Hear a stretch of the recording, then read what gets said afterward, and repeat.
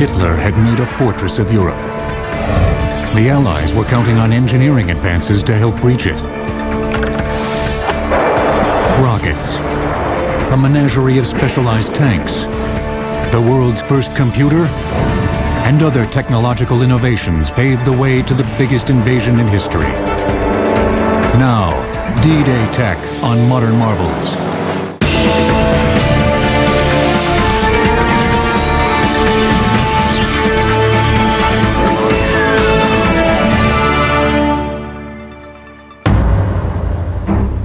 Spring 1942.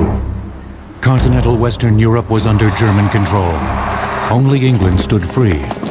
The English Channel was still an effective moat against Nazi aggression. Hitler had turned his attention to the Eastern Front and was in a monumental battle with the Russians.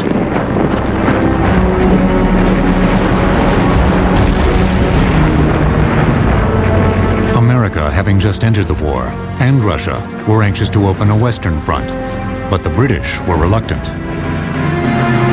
They had taken enormous casualties in World War I, and therefore Churchill had horrors about full-scale battles on the Western Front all over again. So they advocated what became known as the peripheral policy, which is you nibble away at the boundaries of the German Empire, continue strategic bombing, and that would be the best way to defeat Germany. The British approach prevailed in 1942. A second front would have to wait. It's fortunate because, quite frankly, we were building the army that was going to win the war, but it was only going to be able to do that in 1944. In 1942, we were a skeletal force. We didn't have the manpower, we didn't have the technology. During the summer of 1942, a one-day raid along a 10-mile stretch of the French coast that included the town of Dieppe was organized to test Allied readiness to pull off an invasion.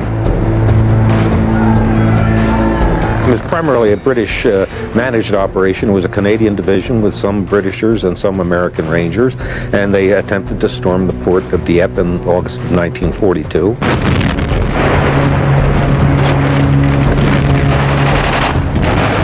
And it was repulsed with large-scale Canadian casualties and large numbers of prisoners of war taken, and the whole thing was simply a disaster. The Dieppe raid proved that there was a certain amount of foolishness in attempting to capture one of the heavily defended, heavily fortified port cities on the English Channel coast. Therefore, the idea was to land on a shoreline in a largely undefended region. Obviously, we know now that Normandy was the site that ultimately was chosen. But when you do that, you have to have equipment which is geared up to that kind of a job, and that's where in 1942 this kind of equipment was largely missing. Even though there was no specific plan or timetable in place, the design and manufacture of the tools of invasion began. A disaster at Dieppe made it clear that to successfully mount a cross-channel invasion, it would have to be on a scale unprecedented in the history of warfare.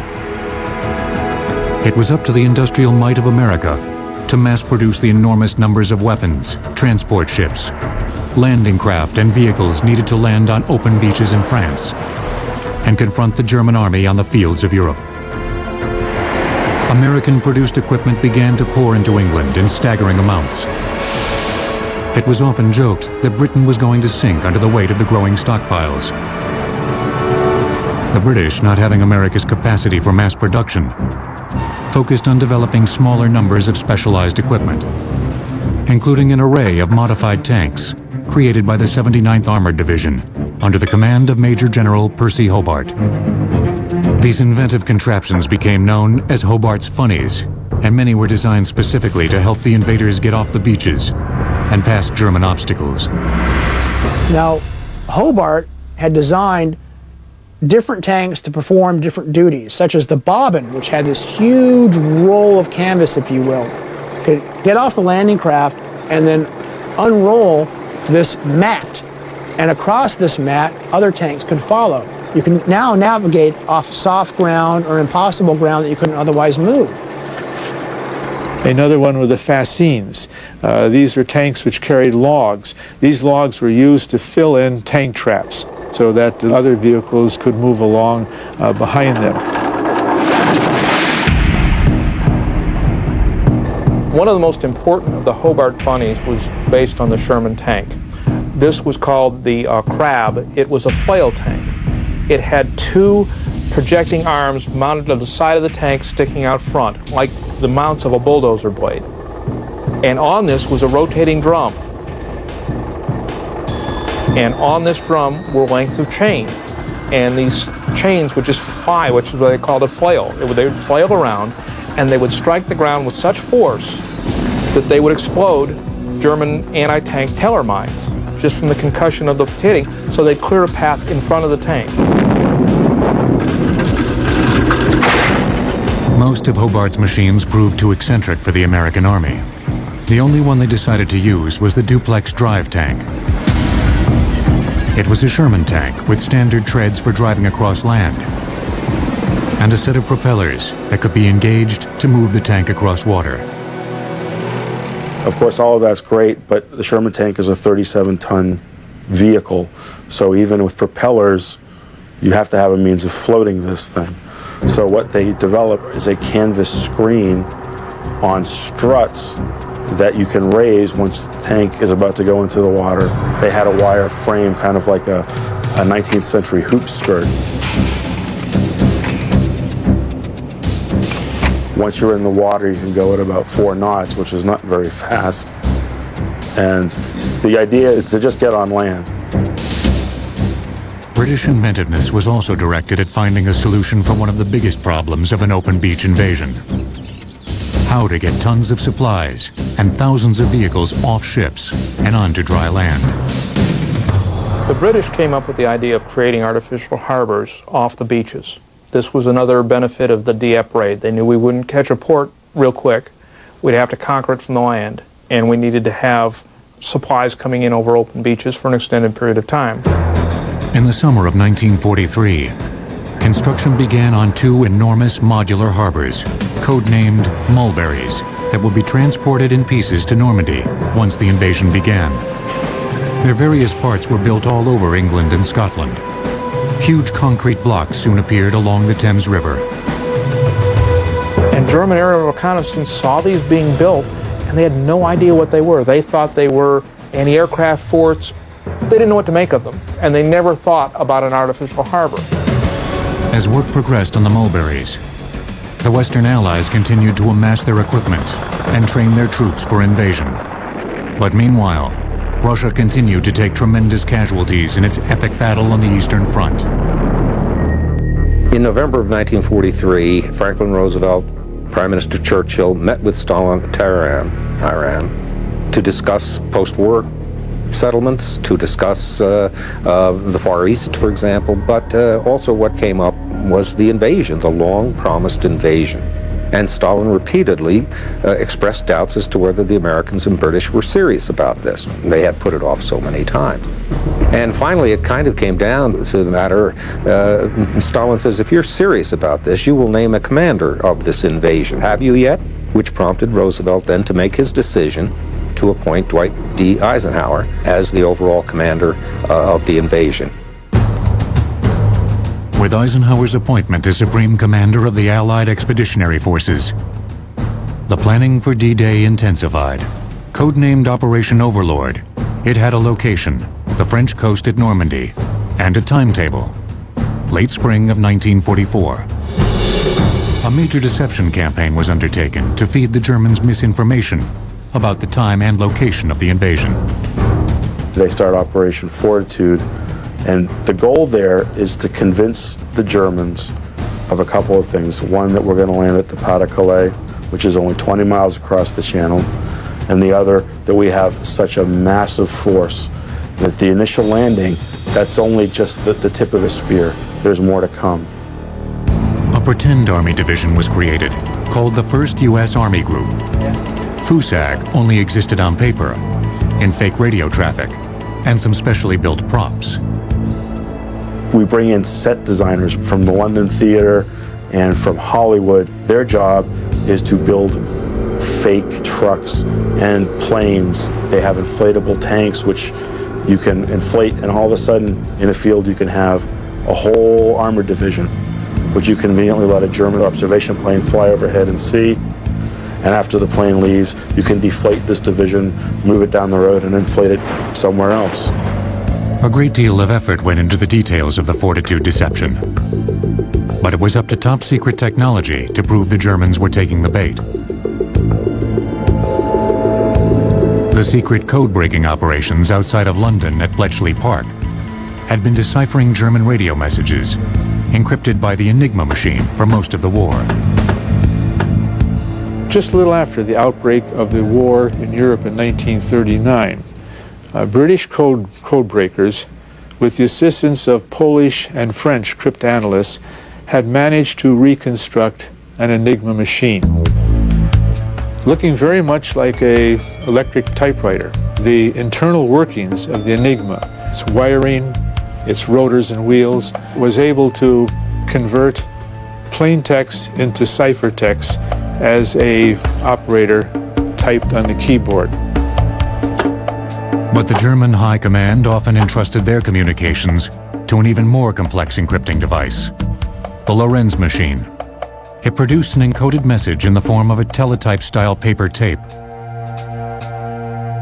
In 1944, in time to confirm that the Germans were falling for the Fortitude deceptions, a new piece of equipment was installed at Bletchley Park. It filled an entire room with wires and vacuum tubes. It was the first programmable computer, aptly named Colossus. What Colossus did was read 5,000 teletype characters per second from tape. And so it reduced the time needed to solve Lorenz from weeks into hours. This is your first true computer. In other words, the Second World War, the preparations for D-Day, ushered in the computer age. Across the Channel, the Germans sensed invasion was imminent. Field Marshal Erwin Rommel, recently assigned the task of strengthening the coastal defenses, known as the Atlantic Wall, tried to cover as much of the coastline as possible, with a grotesque entanglement of metal objects designed to block the landing craft of an amphibious assault. Mines were attached to many of the objects in the water. Above the beaches were gun emplacements, ranging from simple machine gun nests to powerful artillery. Behind the beaches, some fields were flooded to entrap paratroopers. In others, wooden poles were erected to defend against glider landings. Allied reconnaissance of the Atlantic Wall defenses made the men of the invasion force aware of what they were about to face as they gathered at the airfields and loaded onto the flotilla that would take them to Normandy. D-Day was a tremendous gamble, but technologies were in place to help, including everything from ragdoll decoys to engineless aircraft and complex electronic trickery. By June 6, 1944, over 4 million mines had been installed along the Atlantic Wall coastal defenses, most under Field Marshal Rommel's direction. D-Day tech will return on Modern Marvels. We now return to D-Day tech on Modern Marvels. On the night of June 5th, and in the early hours of June 6th, as the Mammoth Armada began to make its way to Normandy for the biggest amphibious assault in history, the deception campaigns continued. In preparation for D-Day, strategic bombing raids had rained devastation on German defenses and transportation infrastructure, but special planning went into targeting radar installations. Now, some of those radar installations were bombed, some of them were not bombed, because they were going to be used as a part of the overall deception plan that would convince the Germans that the operation was not going to come ashore in Normandy, but somewhere else. In a brilliantly devised ploy, German radar technology was tricked into indicating that 2 fleets were heading toward destinations other than Normandy during the night before D-Day. One to Le Havre and one to Calais. To create the illusion of a fleet heading for Calais, a small group of Lancaster bombers of the 617 Squadron left an airfield in England in the middle of the night and headed across the channel. And what the 617 Squadron aircraft and their crews did was to fly in a very specific racetrack course, around and around and around, and each time that they went around in a certain direction toward the French shore, they advanced it maybe 500 to 600 yards. When they came to the point where they were heading straight toward the target, they would drop pieces of aluminum strips, which were called chaff in those days, or window. In consequence, you have virtually a shower of this chaff or window coming down and advancing at 8 knots, which the Germans knew was the typical speed that a convoy would make on its way toward an invasion. When the Ghost Fleet got close to France, the planes pulled away, and boats below continued the deception. The small launches put out all sorts of smoke screens so that the Germans couldn't see visibly what was going on. And then they had loudspeakers, and the loudspeakers made big clacking sounds as if anchors were being dropped into the water. They even had splashes, shouts of ensigns and so on giving orders, and it sounded as if a huge fleet was assembling out there, ready to make the invasion. As the Germans were being duped into believing invasion fleets were heading to other landing spots, behind the coastal defenses at Normandy, paratroopers were dropping from the night sky. But only some of them were real. In another deception, called Operation Titanic, British-designed dummy paratroopers, nicknamed Ruperts, were being thrown from planes to draw the Germans' attention away from the actual drops. Ruperts are very simple. They're a burlap sack that vaguely resembles a person, about 3 feet tall with a parachute. When you consider what a Rupert looks like, the idea that anyone would be fooled for very long was just meaningless. Although being a typical German, guarding the coast, start seeing parachutes with what appear to be people coming down, you don't necessarily go over to that field to look and see if the paratroopers have come down. You're more apt to go call higher headquarters and tell them you've got a problem on your hands. Paratroopers weren't the only Allied forces to land behind enemy lines in the middle of the night. Gliders swooped down silently and deployed men and equipment to help destroy defenses and secure bridges. Glider flying was very similar to paratroops, except we could carry in large equipment. We were able to get into places, small fields, beyond the enemy, into areas that planes couldn't land, and unload heavy equipment. We're talking about artillery, jeeps, and military equipment that's needed by the paratroops that already dropped in there. Both British and American-built gliders were involved. The American CG-4A, also called a Waco for the company that designed it, consisted of a canvas covering over a steel and wood frame. To keep it as light as possible, it carried no defensive guns or armor. But that wasn't why it was nicknamed the Flying Coffin. When the program started and they needed to have different companies manufacture CG-4A gliders, any company that had experience in plywood and fabric and so forth got a contract to make parts. And a lot of the companies were coffin makers, since they had the experience in making things out of wood. And so consequently, it got the name of Flying Coffin. The Waco glider has a wingspan of 83 feet 8 inches. It has a length of 48 feet. It has an empty weight of 3,750 pounds. It's capable of carrying that same weight, which means that fully loaded, a Waco is carrying 7,500 pounds of weight for its wing. With the Waco glider, the front end, the nose if you will open up. So now you basically have an open box with a ramp that you can drive a Jeep into or back up the Jeep into, or push an anti-tank gun or an artillery piece up into, block it and secure it, tie it down for flight. The American CG-4A Wacos were towed into action by C-47 transport planes. and attached by 300-foot-long nylon tow lines. The gliders used the same controls as a conventional aircraft: elevators, ailerons, and a rudder. The instrument panel on the glider consisted of only 5 gauges. They kept track of basic flight information, including airspeed, rate of climb, and altitude. While being towed, glider pilots had to be more concerned about their relationship to their tow plane than their gauges. Normally, in flight, the C-47 is flying just below where the glider is. The reason being that if you're down behind it, you're in his prop wash, and so you're kind of flopping around. So if you're flying above, you're out of his prop wash. The lines of communication between the glider and the tow plane utilized cord that ran along the tow line, for the simple reason that radio communication is interceptable. And anytime you have radio communication between 2 planes, that means somebody on the ground can be listening in on you. The audio cable running alongside the more elastic tow line was often damaged, and communications between planes cut off.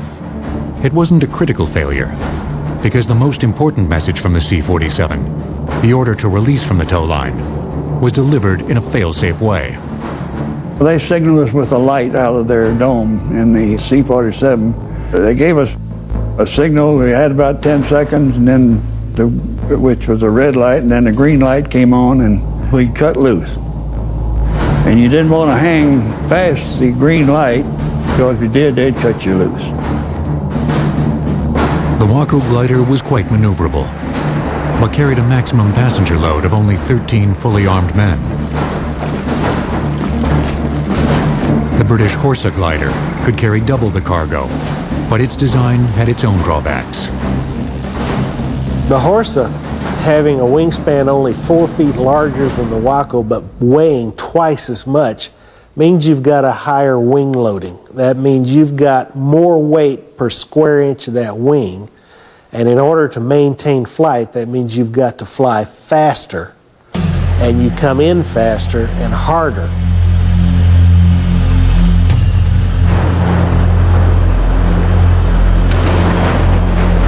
Many of the gliders, British and American, suffered severe landings. There was less moonlight than hoped for, and the fields were smaller and lined with more tall growth than expected.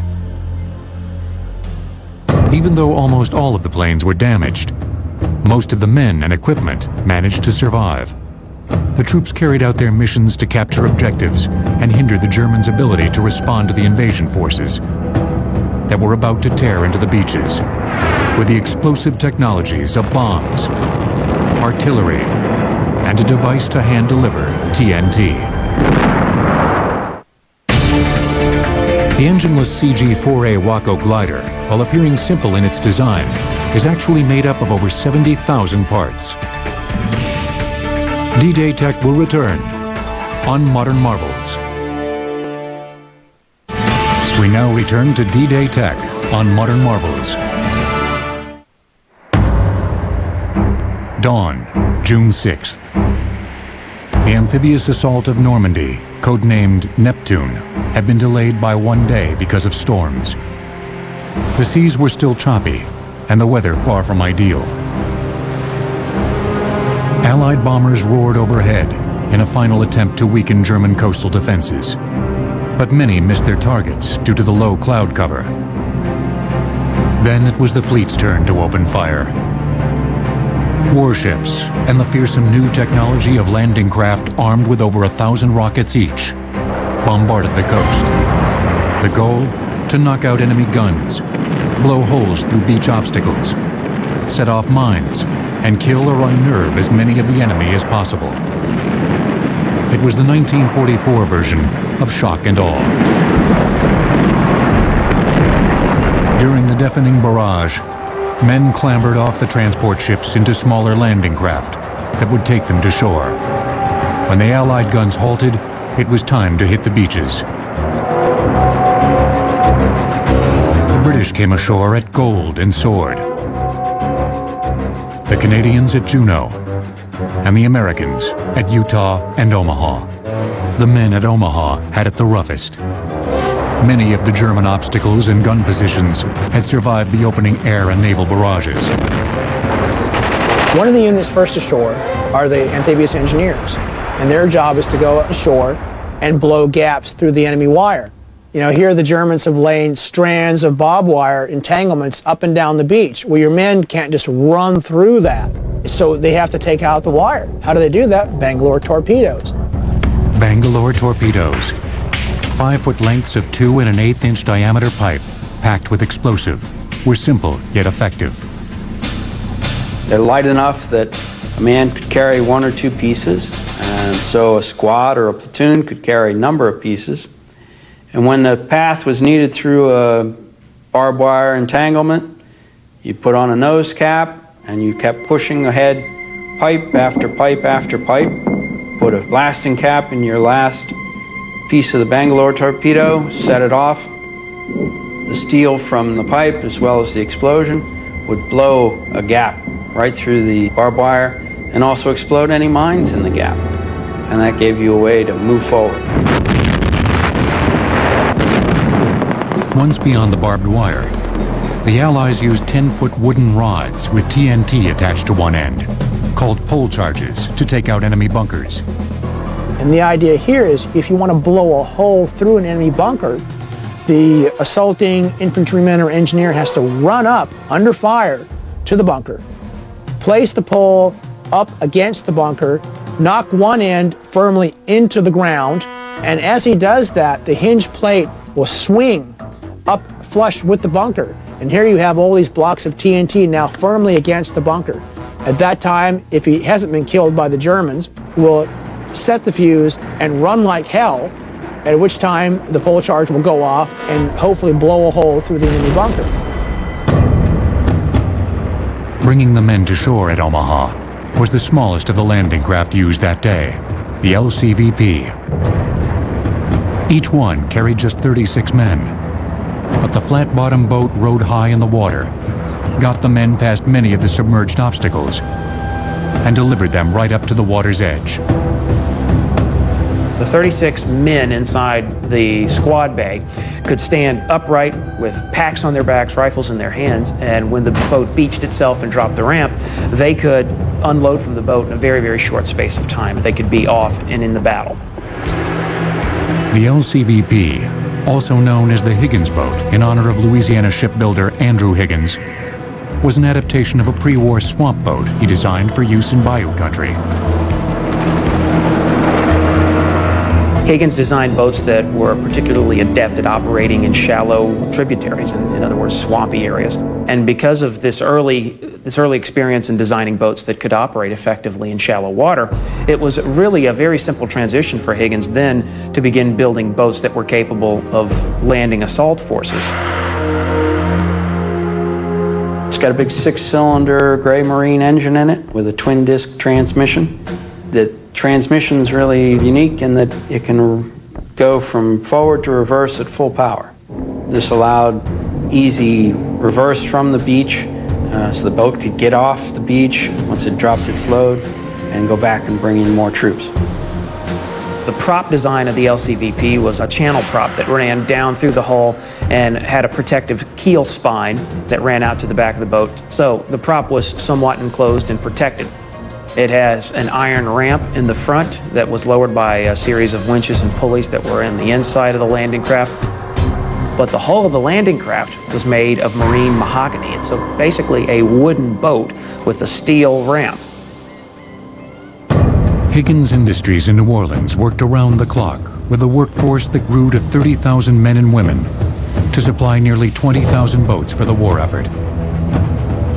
The importance of the boats that Higgins built was best summed up in the words of General Eisenhower. If Higgins had not designed and built those LCVPs, we never could have landed over an open beach. The whole strategy of the war would have been different. With the first wave of men gaining a foothold on the beaches of Normandy, the next wave of machines, from huge cavernous landing ships to strange hybrid vehicles, was about to rumble ashore.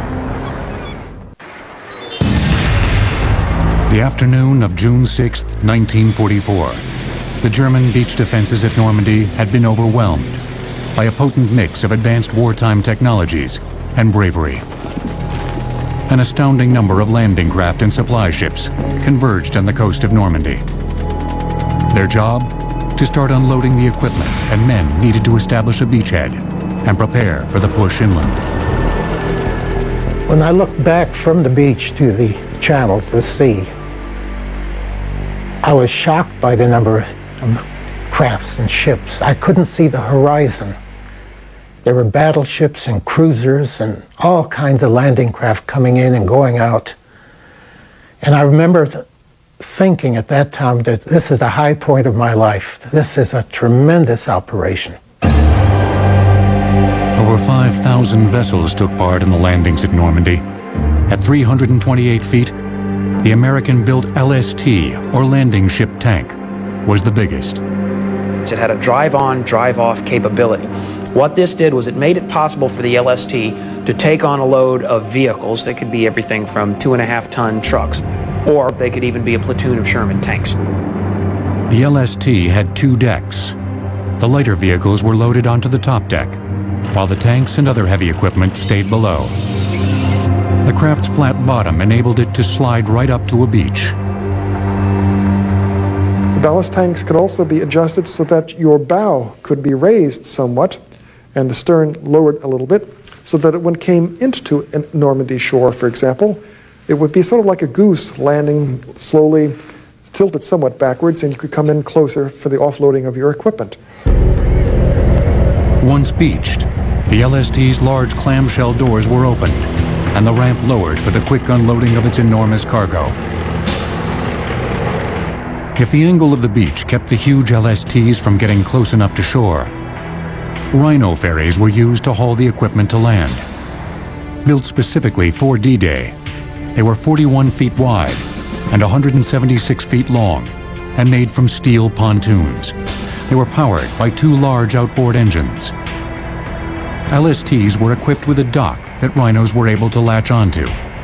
You could actually drive this pier up to an LST, open the doors of the LST, lock on with the Rhino barge. The tank could drive right onto this barge, and the Rhino barge could take the tank dry right to the beach. When they crossed the channel with the invasion fleet, each Rhino ferry carried its own bulldozer. Offloaded on the first trip to the beach, the dozers would build sand ramps to aid in unloading and help push the barge back to sea if it became grounded. Another of the indispensable transports used at Normandy was a half-truck, half-boat that could do the job of both. In 1942, General Motors, which was building the Deuce and a Half, the 2.5-ton truck that was the backbone of our Army transport, decided to come up with an amphibious version. It was given a corporate designation of DUKW, but anything named DUKW was quickly dubbed by the Army Duck.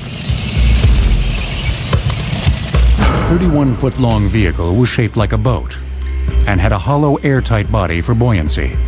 A single propeller provided the Duck's momentum in the water, while it used 6-wheel drive on land. It had the same 6-cylinder engine that was used in the Deuce and a Half truck. It was a heavy-duty truck engine, very powerful.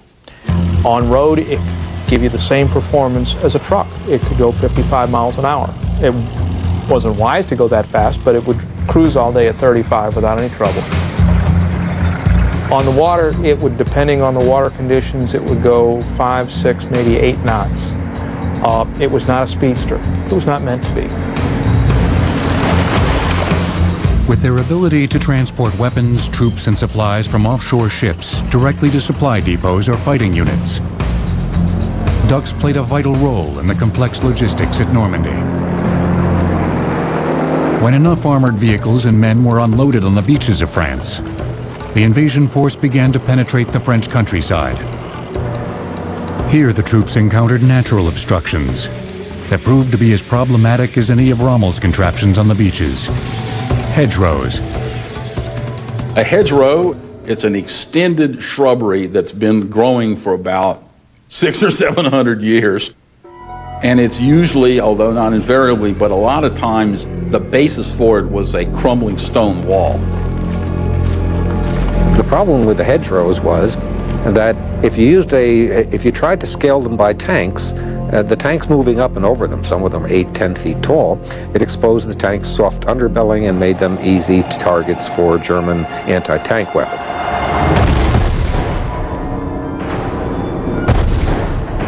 If Allied tanks couldn't go over or around the hedgerows without being exposed to enemy fire, the only choice was to find a way to plow through them. The solution was created by the men in the field, with a makeshift modification made from scavenged metal parts. Well, you just take a steel plate and you weld the prongs to the bottom of it, and it's fixed on the tank. And you get it down low enough so the tank can get underneath, basically scoop and just pull the stuff out by the roots, just like you would do if you were clearing brush.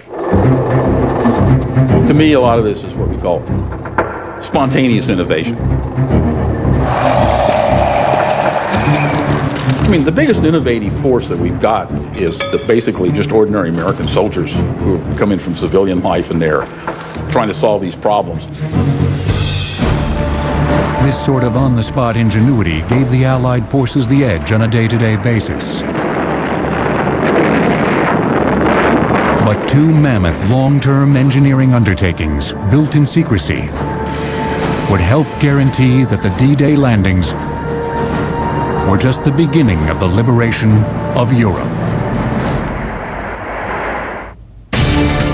The dashboard of a DUKW, or DUK, featured the controls of a tire inflation system. This enabled the driver to inflate or deflate any or all of the vehicle's 6 tires to adjust for different terrain. D-Day Tech will return on Modern Marvels. As Allied men and equipment inundated the beaches of Normandy, the Germans still thought that the D-Day landings might be just a diversion for the real invasion force yet to come. It just didn't make sense to land where there wasn't a harbor to facilitate the unloading of all the men and materiel necessary to gain a foothold in France. Little did the Germans know that a pair of the biggest secrets of the war, the 2 portable harbors named Mulberries, were being towed into position. Mulberry A would serve the American landings at Omaha and Utah beaches, and Mulberry B would be assembled off Gold Beach by British forces. In the rough seas of the Channel, an effective breakwater was the most vital part of the puzzle that made up the Mulberries. It was for this purpose that a series of up to 200-foot long and 50-foot wide concrete caissons, codenamed Phoenixes, were built. They brought them across the English Channel by large tugboats, positioned them where they want to have the breakwater, and smaller tugboats would position them very accurately. Then they would open up the sea valves underneath them and sink them. Of course, they had to know the depth of the channel there, which I understood that the Royal Engineers had all that surveyed. To create secondary breakwaters on the outer edges of the harbors, old ships were scuttled.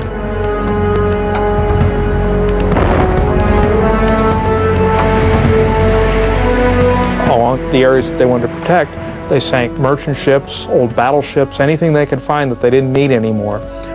Some of the ships were sunk in relatively shallow water so that the decks were still above water, and they were manned with anti-aircraft guns and crews for a period of time after the invasion.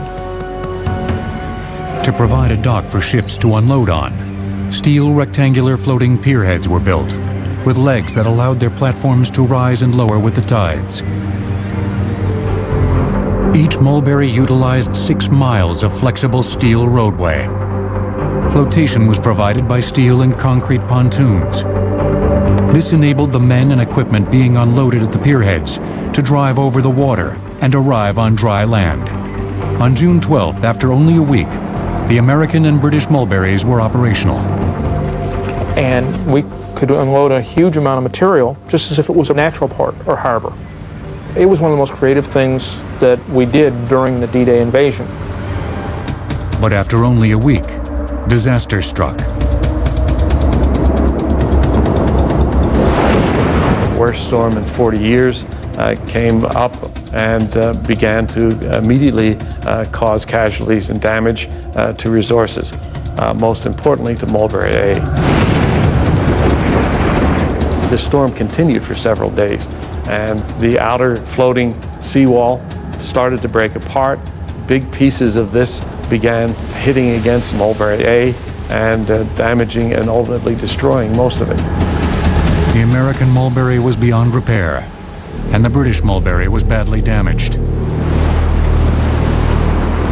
The Allies have lost half of their port facilities.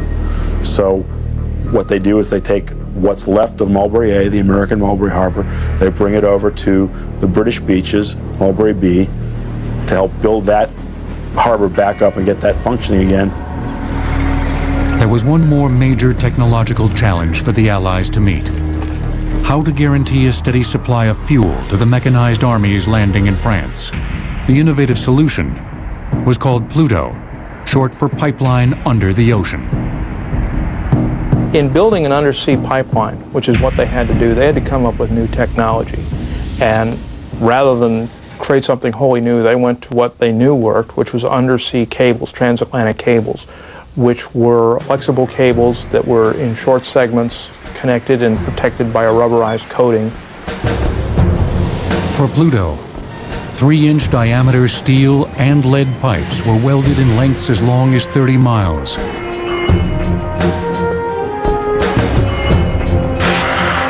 They were wrapped in a protective and flexible coating that included layers of paper, steel tape, and steel armor wire.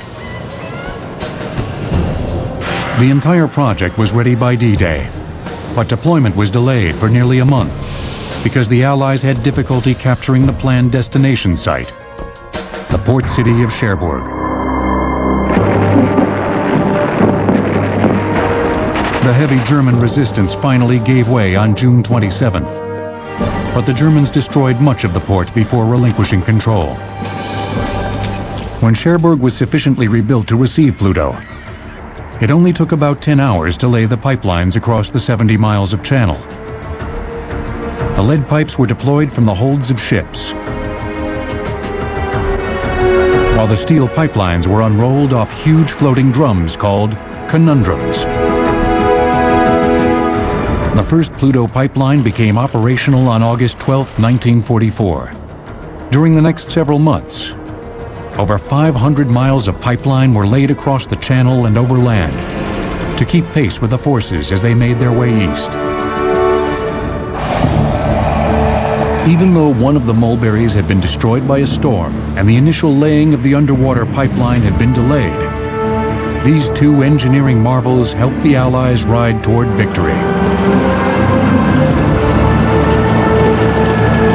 They joined all the new machines, electronic trickery, and scientific breakthroughs as part of the Herculean effort that went into the success of D-Day. Technology was an important tool to achieving victory, and it was necessary because without the technology, the cemeteries that overlook Omaha Beach would have been much larger than they are.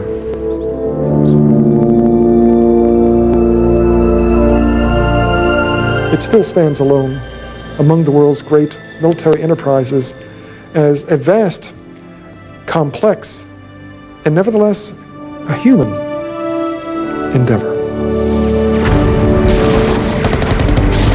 With the D-Day landings, the Allied invading force had successfully breached Fortress Europe, would soon liberate France, and then roll toward Berlin.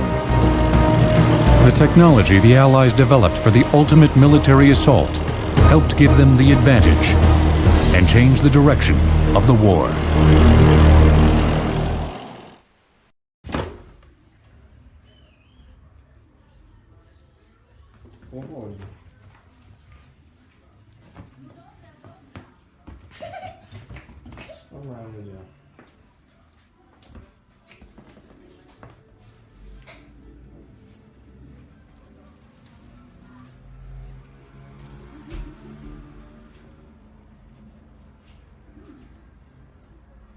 Nie, to już nie fajne tak było, machanie czy do brzegu. Czekaj, dobra.